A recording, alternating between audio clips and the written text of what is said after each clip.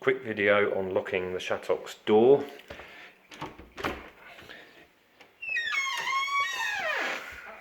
In order for the door to lock, this here has to engage with the door when you close it so that it snaps out. When that's snapped out, you can put the key in and it will lock. If that doesn't snap out, then it won't lock.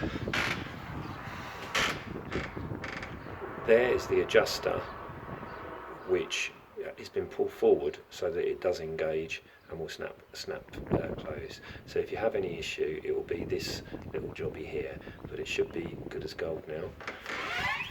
So we just close the door, it snaps,